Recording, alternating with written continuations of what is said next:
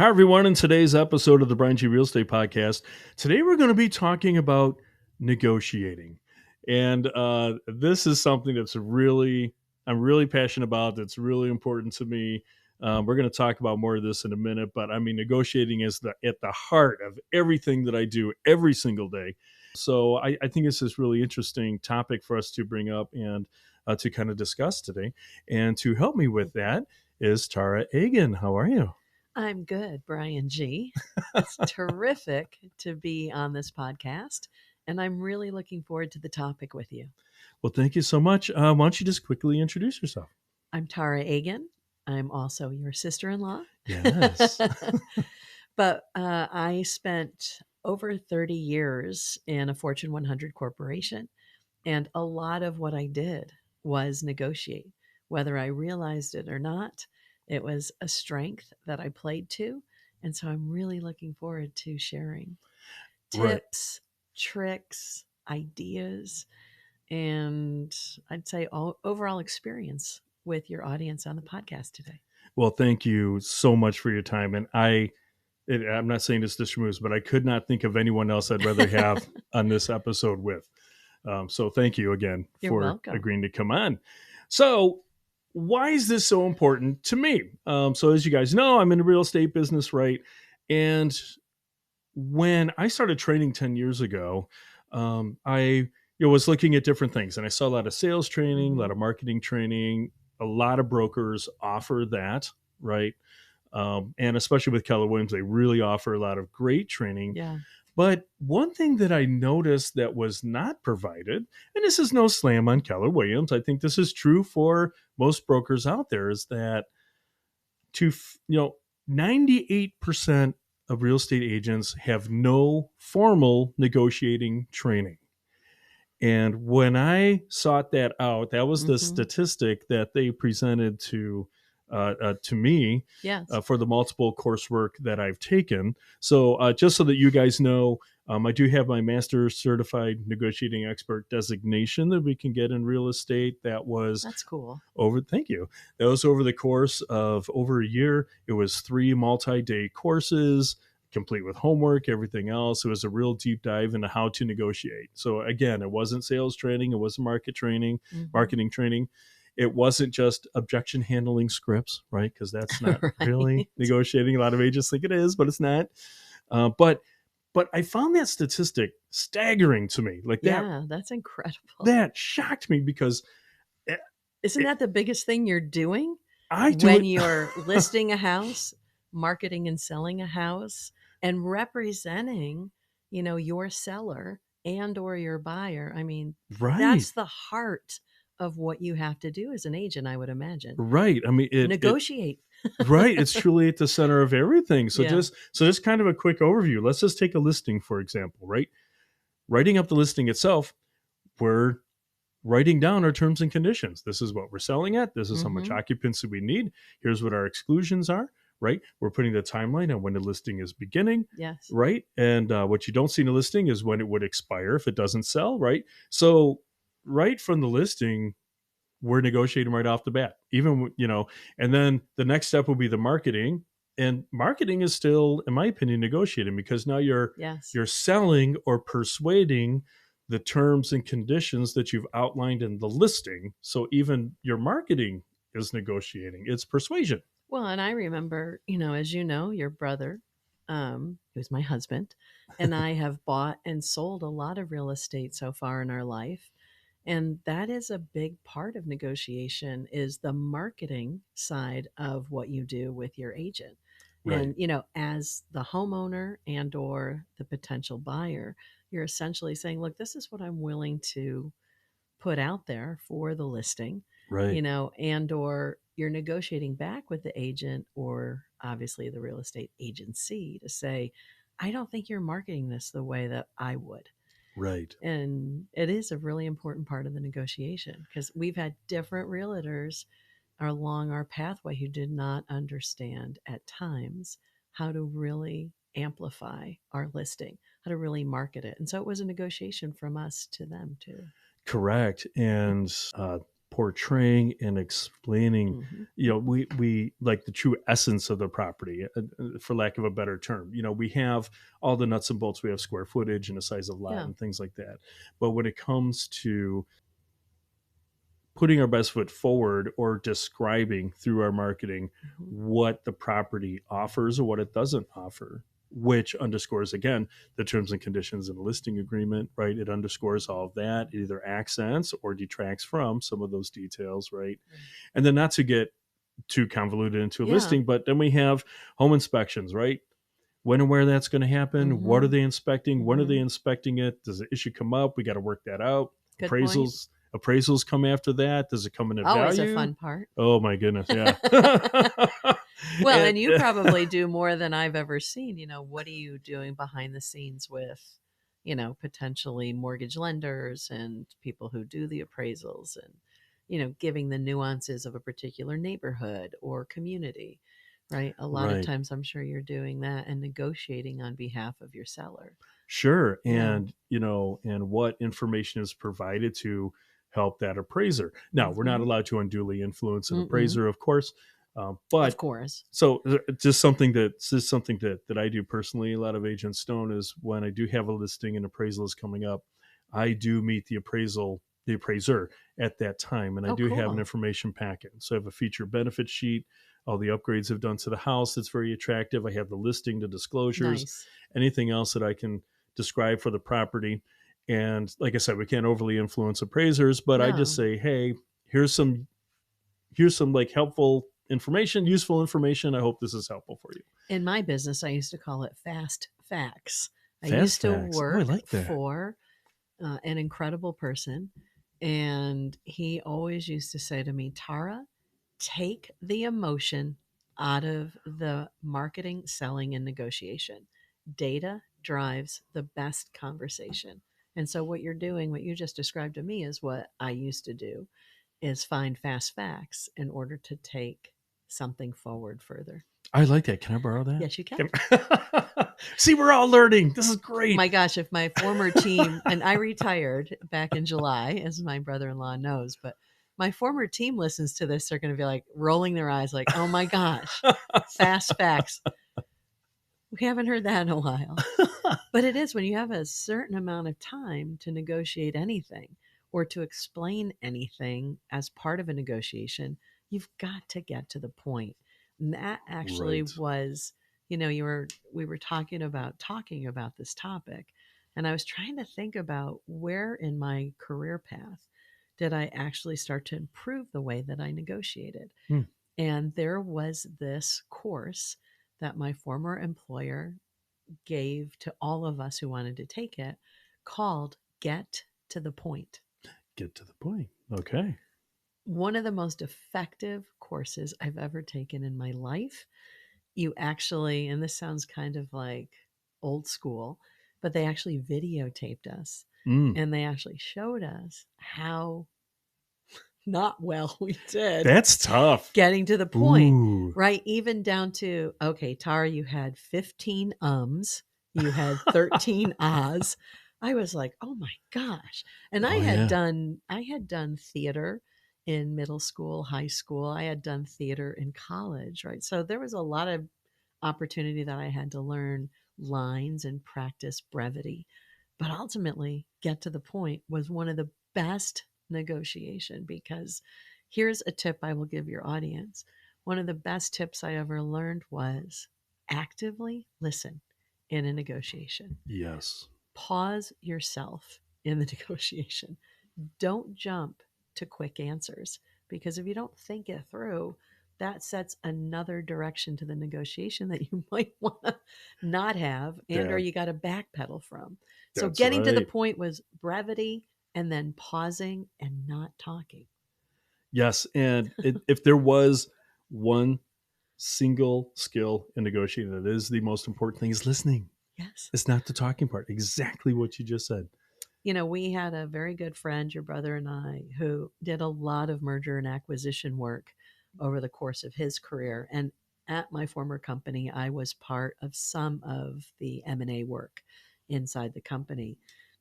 And one thing that that friend used to tell us that, again, I brought into my learned experience was the buyer isn't necessarily buying what the seller is selling.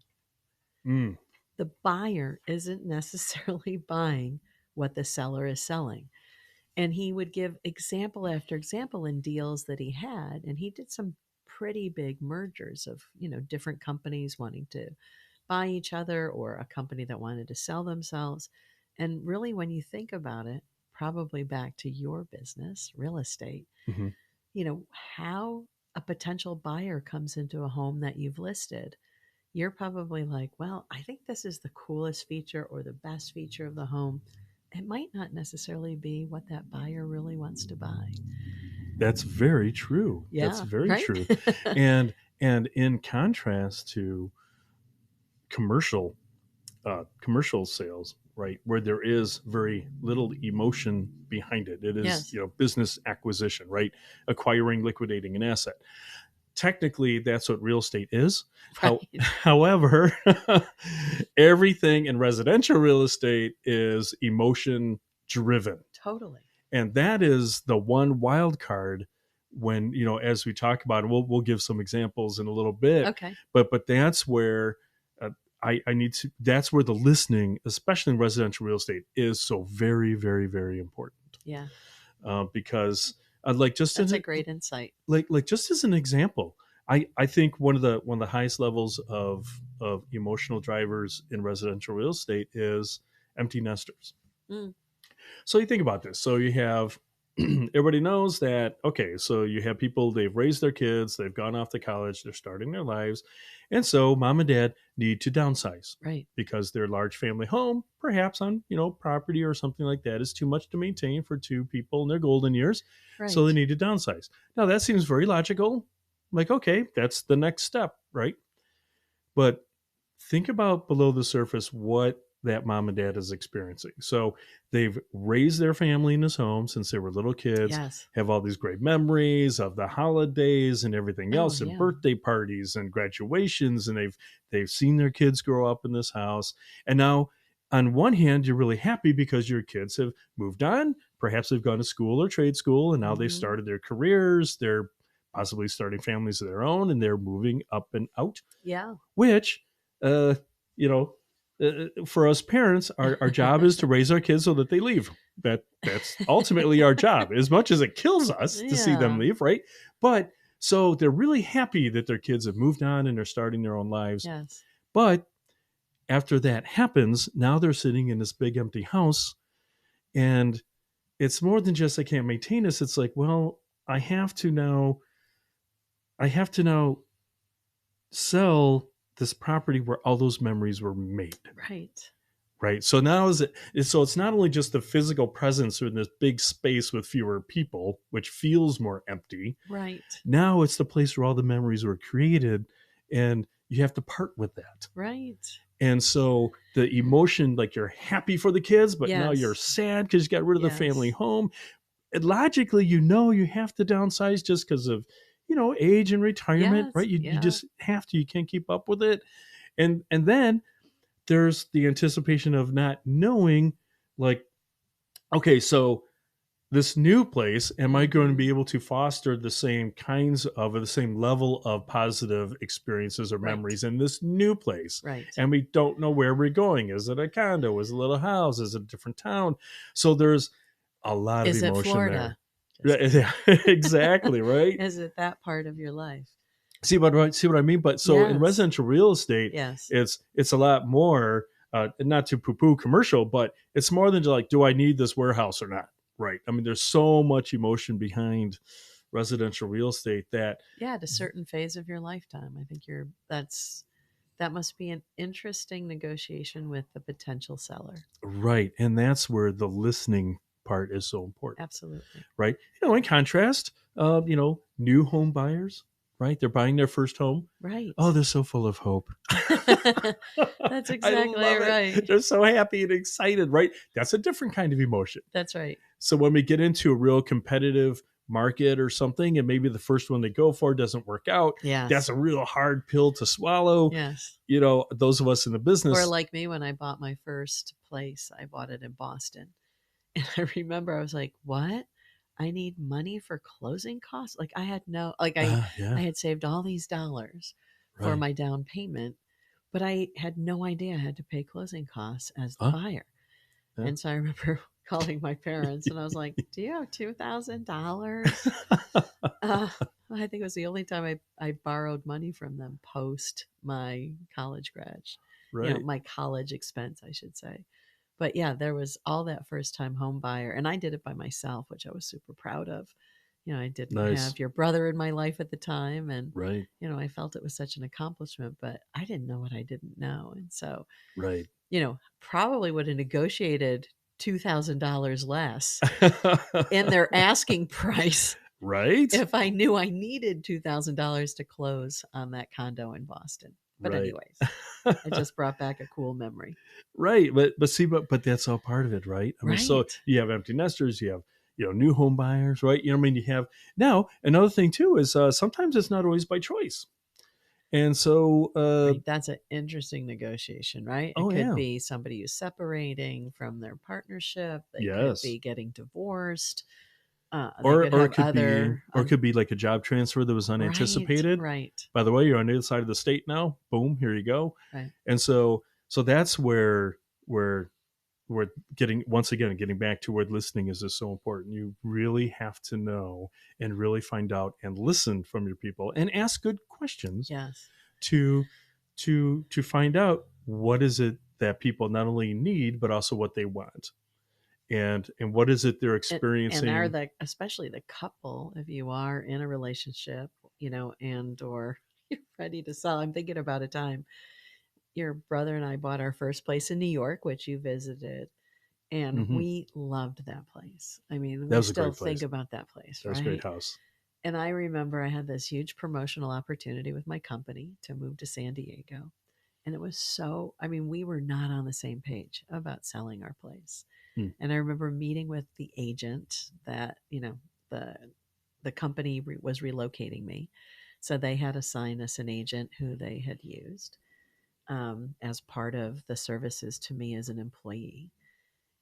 That first meeting, now that you're saying that, I was like, we were definitely having conflicting interest, meaning your Sure. brother and I. Okay. And Okay. sometimes I would say in a negotiation, probably as an agent, you've seen couples in that state Oh yeah. where I was like, put that for sale sign up. And your brother was like, well, maybe we can keep this place. And I was like, and there we are, like having this, I'd call it negotiation between us in front of the listing agent who was like, oh my gosh, I don't know what I'm going to have to do in this situation. They have Right. conflicting interests in sell or keep. That's right, and that's where, and that again, that's where you just kind of ask the right questions, and oftentimes what I've noticed that if you ask a really good enough question that's open ended enough, for example, someone will say blah blah blah, and you're like, Right. right, instead of saying like, oh okay, I understand, or just saying it back, like a good response is, oh, what makes you say that? Now they have to, well, and then they pause and they're like, well, Right. and because they haven't really thought about why they said that, right? It takes them a Yes. second, which is fine, and that's where you just let them, right, formulate their thought. Don't finish their sentences for them, right? And then they kind of Yeah. process it. That Yes. those open ended Yes. kind of questions that that spurs dialogue. Hey, great negotiation is about conversation. Absolutely, And I would say that again. It's not about a one way conversation. It's a dialogue. And right, asking and prompting better questions really yeah, sometimes gets to better answers and ultimately better deals. right, and it really is. In my mind, when I enter, like a detailed negotiation like that, the first thing I just say to myself is seek to understand, right? Stephen Covey. Oh yeah. Oh my Oh gosh. really? Another course I took in my corporate career. Yeah, the 7 habits of highly effective people. I have not read that book Oh, you should. Oh yeah. It was like all the wave in the early Oh 90s. yeah, I know the title. I've heard it And brought up a million seek to times. understand is one of his principles and I'm one of the telling you. ways that he guided. I, as you know, spent a lot of years in marketing and sales inside my corporate career. And it was one of the best things that I ever did in trying to understand what was somebody trying to ask me to do, what was somebody trying to make me do, and seeking to understand clearly the most important part of the objective or the strategic direction, or the negotiation point was probably the best place I could be at R- all times in a discussion. right. And if you understand the other side, and all right, if you understand the other side, then you won't be offended by Mm, their ask, right? You mentioned earlier, and this is totally true. We need to keep emotion out of negotiations, right? But if you really seek to understand what the other side is asking, then you won't be offended by it, right. right? They're And asking for this, and on the surface, that's right. they're like, oh, hell no, blah blah blah. And you're like, wait a minute, let's find out Right. why they're asking for this first, That's right? right. And then you get it behind there, and then maybe it's just they didn't really phrase their ask properly or correctly, right? Maybe it's kind of misleading Mm-hmm. because it wasn't quite dialed in. But that's when you follow up with that and be like, okay, let me make sure I really understand what it is you're asking for. Are you asking for this? And I'm like, well, not so much that, but it's more Right. in this direction. Oh, okay, I get it, right? Right. And then so it's that whole just taking that extra moment to understand why someone is asking for a particular part of the settlement, right? That's right. And then you won't be offended. And a good negotiator won't get offended anyway No, they won't. because it is just business. But again, residential real estate, emotion driven, that's where a big part, huge part of my job is to, while I'm working out the particulars with the other agent, I need to break that down and to explain it to my clients in such a way so that they understand, right? And how, hey, don't take offense to this. This is where they're coming from. This is their Right. situation. This is what they've asked. And I kind of feel I'm kind of getting carried away. Like, hold on, just Well, wait a minute. yeah. Let's kind of break it Yes. down this way. Can kind of see where they're coming from. Oh, okay, we see where they're coming from. Okay, we don't have to say yes. We don't have to agree to that. But just so you know, this is what they were thinking when this came to That's us. right. So now, how can we counter that if we don't agree with it, or maybe we do agree with it and go along, right? Right. But that, that's a huge part of my That's right. job, and it goes back what you were saying earlier about communicating clearly It is. and effectively to And help. and if you don't have that strength yourself, I would say that that's probably one of the things that you bring as a person who can go and help somebody purchase a house, and or sell their home, right? Having that level of rapport and trust, Mhm. and I've seen that in you and how you've built your business here is Thank you. really important. And again, a lot of times people are first time home buyers. People are at a phase in their life where they're very emotionally attached to what they have to sell. There's all the other things in between, but I think one of the most important negotiation tactics is self realizing. If you cannot do it yourself, find somebody who can build that rapport and build the trust that you need to go market and sell your home. And so when I sit down with clients, I know a lot of agents are timid at times, or newer agents might be timid to be. Sure. There's like, okay, so what do you want from me as an agent? What do you want? And they let the sellers or buyers, this is what we want, blah blah blah blah. Well, I listen to what the people expect. All right, Yeah, if yeah, you're going to hire me exactly. as your agent, we'll sit down for that interview amongst a whole bunch of other things. Right. It'd be like, all right, what do you expect from me as an agent? And they're like, okay, we want this, and let me tell you, negotiating is always at the top. Yes. They want the most money and a strong negotiator. Those are the top two things always. And Yes. and so after that, then I say, okay, here's what I need from you. Right. And sometimes I get a look like kind of like, what? And it's like, all right, here's what and I'll No, use it's the a word expect. Here's what right. I expect from you. Like, Right. I hear what you tell me. This is great. By the way, I have solutions for all of this. And we'll talk about that in a Right. minute. Now that you place those expectations on me, here's my expectations of you, Mr. Mrs. Seller or buyer. This is what I need from you That's right. in this kind of timeline, this kind of communication, Right. and a good negotiator will set that up from the very beginning, and it goes back to Yes. establishing that trust, because now everybody knows what the playing field is. That's right. And there's a Right. level of compromise, Sure. right? I mean, how many times, and again, my selling path or purchasing path of a home, how many times have I been told by the agent representing us, well, that's a little unrealistic. What are you willing to compromise on? And like you said, there's the hot factors when you're selling a home Right. of, well, I think, I have this kind of chandelier and I have this kind of set of faucets My and neighbor says, yeah. And, yeah, my neighbor says that I think this, yeah, blank, blank, Zillow blank. says, oh, okay, here we Right. Right. The algorithms of real estate. That could be a whole other topic. go. Oh, it will be at some point. Yes. But you have to have a level of compromise, and you have to make concessions. You Right. have to. There is no way you can always get everything that you want. Correct. And the quicker you learn that as a negotiator for yourself, for your interests, for something you're purchasing or selling, the easier it is to be in the process and, more importantly, enjoy the process.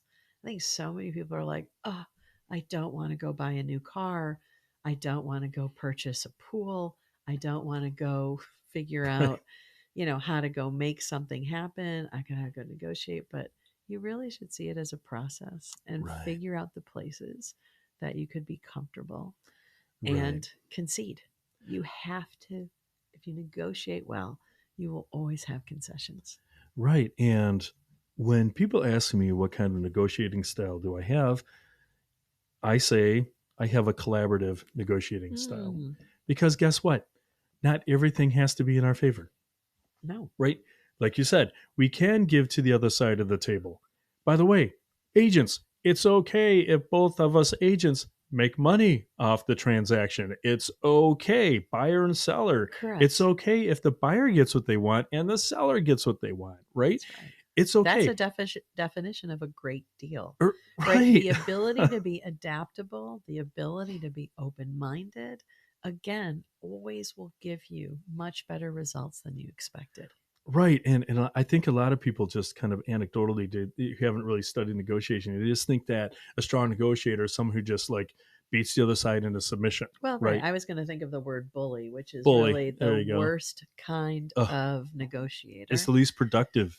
I mean, those are walkaway situations all the time. One of the things, Brian, I wanted to share with your audience and with you is I learned some of the best negotiation skills when I had a job in my corporate world that actually did a lot of business for different materials in building different computer products with Taiwanese, Chinese, Korean, and Japanese businessmen. I was a total anomaly Hmm, being a female executive sure. Yeah, because it yeah. wasn't something traditionally in their cultures they were used to. But one of the best things I learned in negotiating with them was really sharing who I was personally Hmm, and professionally, really being authentic in who I was. Because in a lot of Asian business negotiation, they're really looking for people to be trustworthy and really have a mutual level of respect and go beyond the surface of the deal. Meaning, I'm just here to get this piece of glass or this particular component at a certain price. They really want a relationship with you. And that was an amazing part of my career path to learn that, mm, to get that emphasized. And I don't know how that would apply to your business, but what I did learn after that, it was really important for me, like you just said, to have an authentic and real relationship where I could ultimately say, I don't want that, or I do like that, but I can't pay that price, or this technology is super interesting, but it's not something we can put in a product at this time.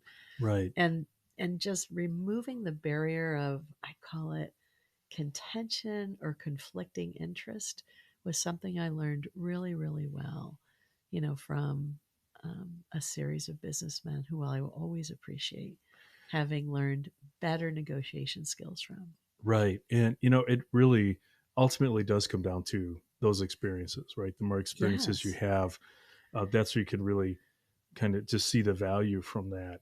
And no, I think that's a And I think, wonderful that's story. why I'm not really good anymore at going into negotiations where somebody is so overly driven or hard in the, I So call it in the exchange, that I'm like, I learned through that experience I just described how to walk away. what this is great. I'm glad you said that because this is what got me into. Gee, I should study negotiating in the Yes, first place. So I've been doing this about a little over 10 years now, right? right. And this is year one. I'm in the business. So when when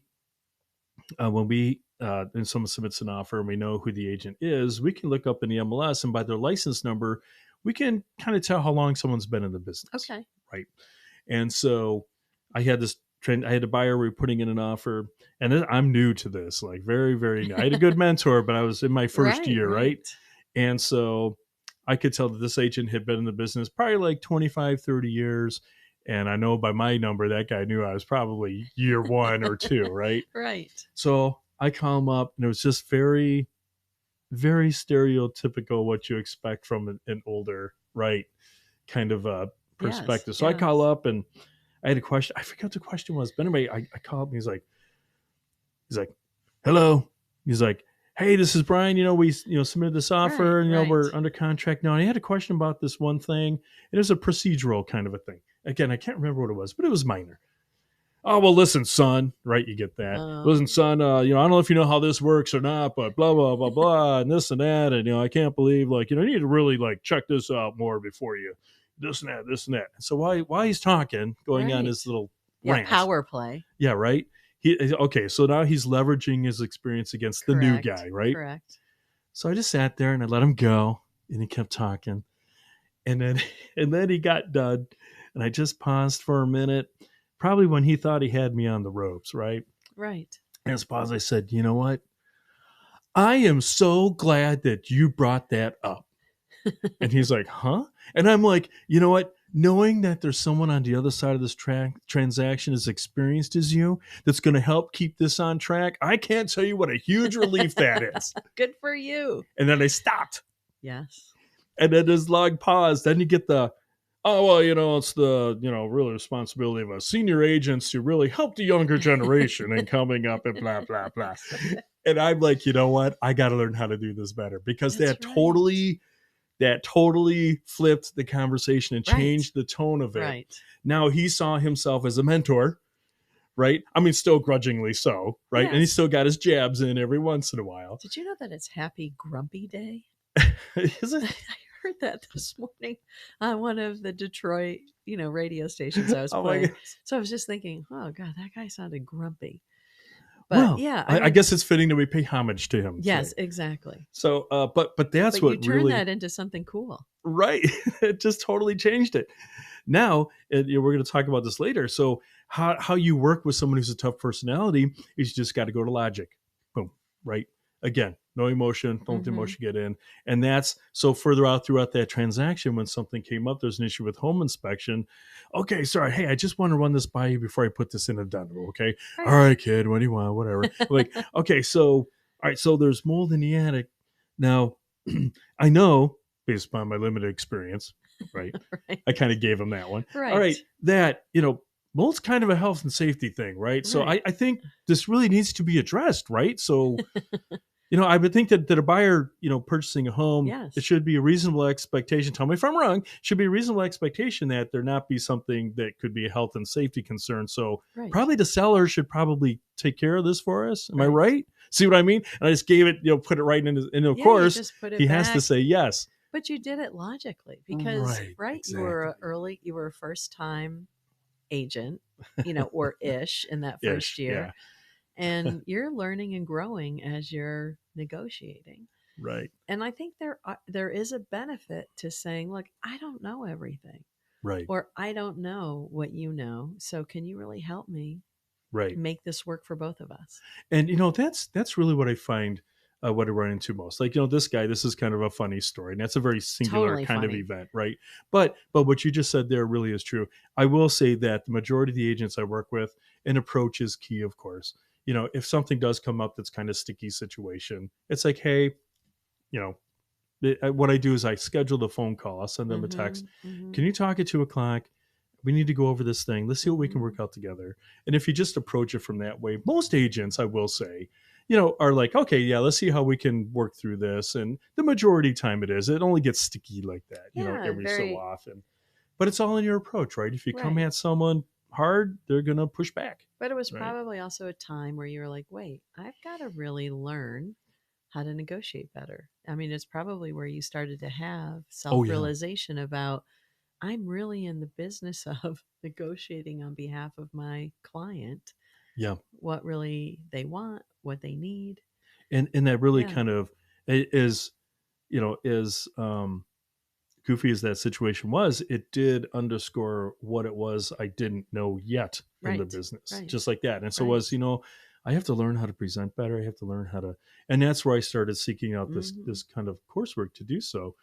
Um, but yeah, I would like to like give a really good example um, of a transaction that I had, and this is a few years back, and what what I'd like to explain is, or this is a good example of when someone takes a really strong stand in their opinion, Hmm. right? In other words, Okay. like they're not going to budge on something. Okay. So, so I'm going to try and describe this, in words, right? Because people are listening to this. I don't have a visual to put up. But when someone takes a really hard stand, I see that as an iceberg, right? Mm. What you see above the surface is the stand. I will or will not do this. Boom, Right. period, right? Just below the surface, in the body of the iceberg, for our illustration here, is the concern or the interest, Yes. right? And then the base of the iceberg, the foundation of it really is the emotional driver behind it, Mhm. well below the surface. And I break that down into two different categories. One would be desire for gain or fear of loss, Mm. are the two strongest emotional drivers below. Okay. And which do you think is stronger out of the two? Probably the emotional one. Well, the fear of loss, Mm. right? We all want to gain something, but fear of loss, I think, is probably the strongest, the one Well, thing people really don't want to fear the most or I don't want to I experience the think most. you're right, but I think also fear of loss dissipates over the years because you get this reality as you get older Yeah, that losing is not necessarily bad. right. Well, yeah. I mean, in a life philosophical sense, Yeah, right? in a But philosophical sense. And I also sometimes think that it has to do with gender. I think men, I might be overstating it here, have this tendency to want to win. And I think women, a lot of times, not, I mean, trust, I definitely love to win. But I right, think there's also an element of compromise in how we're made right. as women, where again, that fear of loss is not necessarily something that me personally in a negotiation is anything that's motivating me. Yeah, and It's kind of interesting that you're giving me this iceberg picture and what's below the surface and really below the surface. But yeah, and I will say this is not a conscious feeling. I think like this is like yeah, I think you're right. subconscious, It is right? Either I subconscious. really need to gain or I'm afraid to lose, Oh, right? I like that better. Right, Afraid to lose. right. And that's something that someone's not consciously saying to themselves Right. in the moment. You're listening to the Brian G. Real Estate Podcast. If you'd like to learn more about me, check out my YouTube channel, Brian Gutierrez Keller Williams Real Estate, or go to my Facebook page, Brian Gutierrez Keller Williams. And if you want to hear more of this podcast, please subscribe. Now back to the show. Right. And so, here's a quick example. So, so there was a listing that was up before the holidays. So we're in November, December, right? Okay. And it was listed at 510,000, and then it was withdrawn for the holidays. Sometimes people don't want to have their home listed during Christmas, right? So this was December. So their Okay. home was taken off the market temporarily, and it was put back up after the new year. And it was listed with the same agent. So this is something that that seller and the Okay. agent had planned, right? Which we do, right? And so uh, so the new listing, because the market had really shifted. Well, we find this a lot, depending on the market, just before or just after holidays, a lot of times the market will shift for the beginning of spring. It'll either come up or down depending on what the Oh, economy okay. is, whatever those different economical drivers are going right like at that Sure. time. Makes sense. And so anyway, so the listing came back on the market. Well, I had the buyer, and we had a conventional financed offer, but it was a contingent offer. We had to sell our place first, Okay. and I ran the comps, and it wasn't a 510 house, right? It wasn't a 500 house, and so that looking at those numbers, because we always run the comps before we Sure. submit an offer, right? And so we came in much lower. Uh, to For me, we came in at 465, which I thought was a little too low at the time, right? Right. But it was a slower market. It wasn't moving as fast as it is now. Well, you can only give your customers or your clients so much guidance, right? At the end of Right. it, they're like, this is where I want to start. Right. So they wanted to come in Yeah. right at 465. Now, um, so we're a contingent offer, so we don't really have a lot, or we have less leverage than we normally do, right? If we Okay. have to sell a property before we Sure. can purchase, that does take some of our negotiating leverage out. Not entirely. Um, and of course, the other agent knew that we were contingent on this, but at that point in the transaction, the seller definitely had more leverage, right? They had more power, Sure. so to speak, because a lot of negotiation is like the shifting of power, right? If you want to break it down to real basic Right. I level, mean, if you have right? to sell something to buy something, that takes time. And sometimes, right, the Right, current seller is like, wait a minute, I really was imagining that I'd get an offer and be out of here in a few months. right. Now, now as far as this goes, so when you submit a contingent offer, generally there's a 72 hour clause in there. Okay. So seller accepts my buyer's contingent offer. There's a 72-hour clause that states that if a new offer comes in from someone else Mm-hmm. and that seller wants to accept that offer, we have 72 hours to get the financing to stay in our deal, or we can get bumped out of Okay. it. Okay. Okay. So I don't know if that's something that everyone knew there or not. So the fact that we're contingent, the fact that there's a possibility of us being bumped if another offer comes along, Right. does weaken our leverage, right? Right. And when it comes to that kind of plan B, right? Oh, It yes. like what's the strength of our plan B? Well, with a contingent offer, it's not very strong, right? Mm-hmm. It's okay, like it's basically let's hope this goes okay to get past Right. that 72-hour Right. clause, right? So there's a lot of hope involved in that. But that's a whole other episode on contingent offers. But anyway, so we came in contingent, we are a little bit lower, and then so they were at 510, seller counters at 500. Okay, knowing that the comps were well below five, which is basically at that price point, that's almost a non-counter, right? That's almost That's like exactly right. when you're at a $500,000 and it sells like, oh, I'll Yeah. give you 10. It's like, oh, come on, man. Like that's not even that's a non-response, really, basic. So That that's is sending us a correct. message. Right. This is like, okay, so the seller's not having it, right? Right. And so then we decided to counter back 475. So we came up. They came down 10, we came up 10. So now we're going to see what's going on there. And then seller's like, no way. And he just would not come below five, right? He just would not. Now I'm looking at the sponsors or at the comps, and I'm like, this has got to come below five. It's like, Right. this is what I'm looking at. So of course, throughout this whole time, I'm talking to the agent, and I said, okay, I know my buyer started a bit low, but I'm just going to let you know we can come up, like, and they're willing to, right? They allowed Right. me to share that, But right? they also have to be, I mean, if they're financing that home, right? Ultimately, they're going to have to be in the range that the bank actually says this is what that home is worth. Right. And now here's where listening becomes very important and Mm-hmm. asking the right questions. So what I did at that point where it kind of looked like we are at an impasse, Okay. and I liked the other agent. I know who she is. I worked with her before. She's great. And I can tell this is not coming from her. Right. And now from listening, what I kept hearing was there was a husband and wife who owned the house. And it wasn't like they are saying this. It's like, well, he's telling me this and he doesn't want to do this and he doesn't want ever. And it just that little subtle one word was him. I'm like, okay, this is the Mm-hmm. husband, not the wife. So we have one person that's really holding this up, Right. right? Right. And that's something that other agent didn't even know. She was A part of, Yeah, maybe. like, Yeah. like paying attention to, but that's the one thing, like, actively listening, right? Yes. I'm like, okay, so the husband's holding this up for some reason. And I just keep asking questions. Well, what about this? What about that? I just kept Oh, asking, trying to get it. And then finally I just wasn't getting substantial answers. So now I'm like, okay, I'm not getting anywhere. What I do know is we're not getting anywhere. It was listed higher before the holidays. The comps and the market are telling us it needs to be below that. Mr. Seller does not want to come below that, and he's not going to move. That's his stand. That's what I'm seeing, right? right.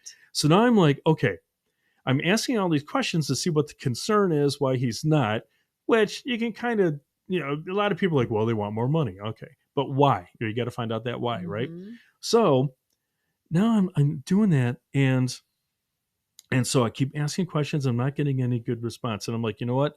I'm going to leverage our, I'm instead of us having the weak leverage, I'm going to change the leverage situation here. So what Oh, I did is after getting these non-answers from the agent, who yes. was truly trying to be helpful, she really was. I just said, you know what? I said, let me ask you this. I said, should we be concerned about the motivation of your seller, or should we be moving on? Oh, I good mean, question. is this I mean, what's really happening here? Because it sounds like your seller, although they're listed, is really not motivated in selling. I'm trying really hard to do this, That's but it right. sounds like he's He not. doesn't want to. So, is there something we should be concerned about? Oh, it's a great question. And then silence. One of the biggest, most useful tools in negotiating is the uncomfortable silence. You have to know when to stop talking. So I dropped that on her Mhm. and went, and let it sit, and let it sit. And by the way, just a tip, whoever speaks first after the uncomfortable silence loses, right? Always.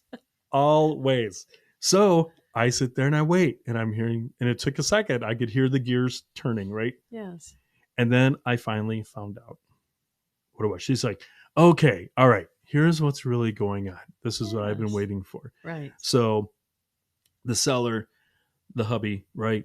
Um, Before the holidays, they were listed at 510.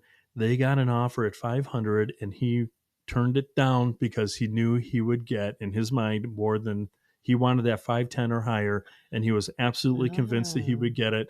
And he turned down an offer before Christmas that he wanted more money. Now the interesting. market has shifted. They've come back on it. The comps have come back down.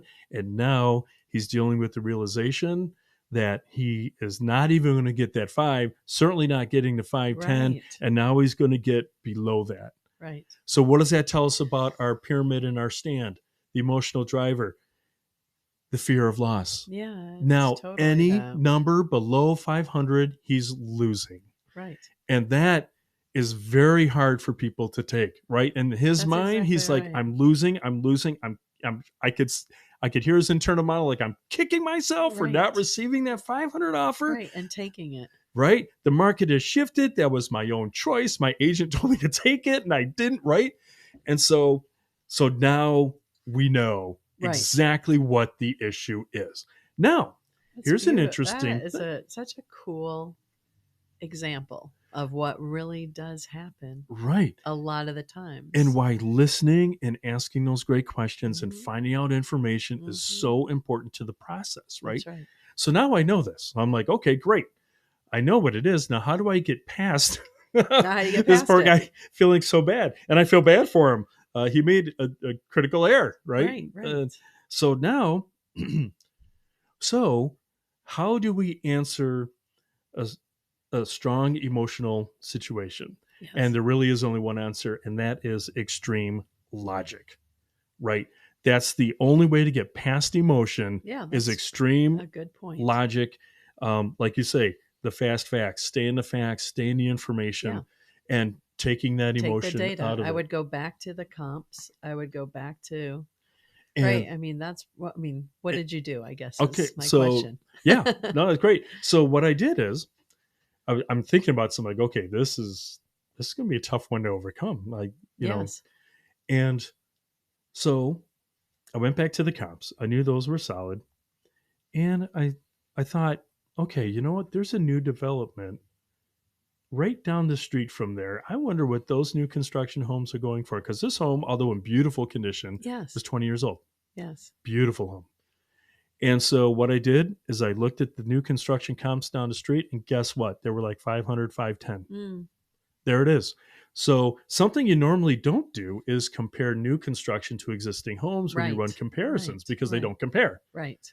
But in this case, I pulled those comps and said, okay, and I put that list together, put it in a PDF, and then I pulled my own comps that I had from Mm-hmm. existing homes that I've been Mm-hmm. verbally talking about the other agent, put it into another PDF, and then I wrote an email explaining like why I have those numbers attached. This is why I have new construction.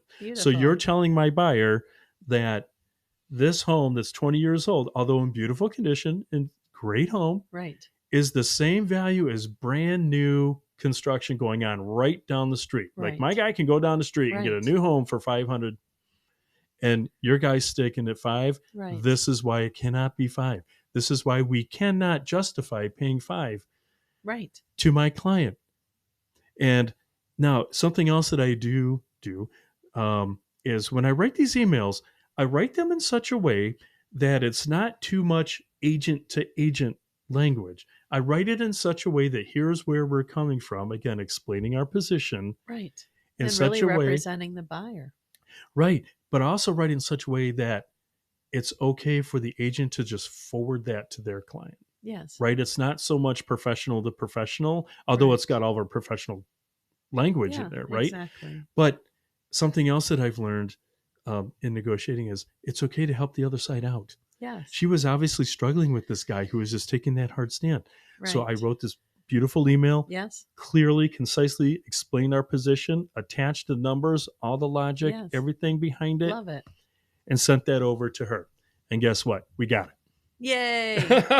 I love how that story ended, but that is a really terrific example of not Right. only your logic through the negotiation process, but really representing the best interests of both sides. I think you nailed it by saying that's really what a great negotiation is. You definitely get to a place where both sides feel like they won. Right, exactly. And Yes. again, going back to it's okay to help the other side out if it helps us get to where we want to be. Absolutely. It's okay to collaborate and to exchange information and Yes, to, like what you said, actively listen to that information and that's those right. responses. And then you put that all together. And when it comes to like that kind of communication, and I kind of see it as um, if there are books on a bookshelf, okay, Hmm. I see self-interest as one bookend and I see extreme logic as the other bookend, Yes, and everything in between it right. is uniqueness or contrast and compare, communication, exchanging value to each other, Exactly. like all those things I see are the little books in between I those two totally agree bookends. with you. And that's where our meaningful intentional conversation helps us reach those conclusions like that just Yes. kind of that solution just kind of presented Yeah. itself, Yeah, right? it's super cool. I think that's a great place to just say, that is really the art and the science of negotiation. Yeah. Getting back to the fast facts, the data driven, but also really finding what makes emotional attachment or emotional ticks happen in the deal process and Yeah. finding those two places. I love how you bookended that. Well, thank you. And also, a lot of times with facts and figures and technical stuff, people like you lose half the people, right? Like right away. Yes, It's also providing what I found really important is along with that logic to also provide context. Like, what does sure, that mean? I'm sure. giving you these numbers, but what does it mean, right? Yes, Some people they need help kind of visualizing or need an explanation as to yes, what does that mean, right? You have to kind of that's put right. that into context, and I think that's really important. Whether it's listing a home in the context of the current market, Right, right? This is what we should do, or as a buyer right. in the context of the current market, right? In this kind of situation, here's the context of our logical response to Sure, your emotional stand, sure, right? sure. So. Yeah, it's and I tell you, you got to have patience doing this. Yes. It takes a lot of patience. Believe me, like this one example. I mean, this went on for a few days. Mhm. It was I was thinking a it few felt months. consuming. It was consuming me, right? Right. But you do. You have to have you have to have a level of patience, and you have to bring patience Yeah, to the deal making process. and That is one yeah, thing where you can't be it's over tomorrow or it's going to be over in a few hours. right, You don't know what you don't know along the way. right, and also again, collaborating with the other side.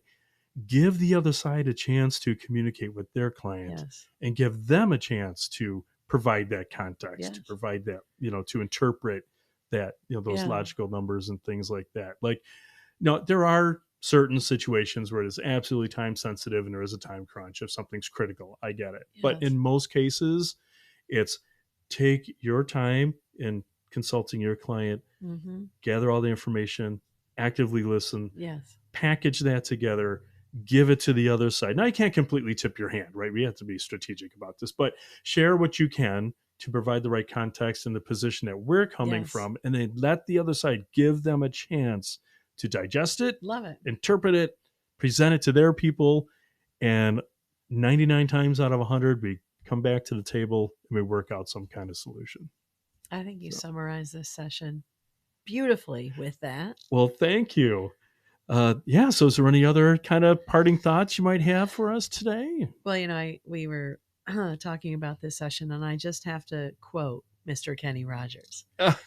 You got to know when to hold them, right? Dot dot dot. So, anyways, I won't sing the song, but anyway, it's one of my favorite, and it's probably a great way to describe the negotiation It process. And I'm really is. totally being old school here, but if you don't know that song, the Gambler, That's right. go No, listen to it, and then that'll teach you some valuable that's right. lessons about, I'd call it deal making and deal negotiation. Well, thank you so much for coming Thank you on for today. This having has been a me. delight. I know. I really appreciate you coming out for this. You're And welcome. we'll I'm have, happy to share, and it just sounds like um, I'm really proud of you oh, well, for thank having this you. kind of approach and this kind of style, and really recognizing how important negotiation is to your clients. Well, thank you so much. I You're really welcome. appreciate it.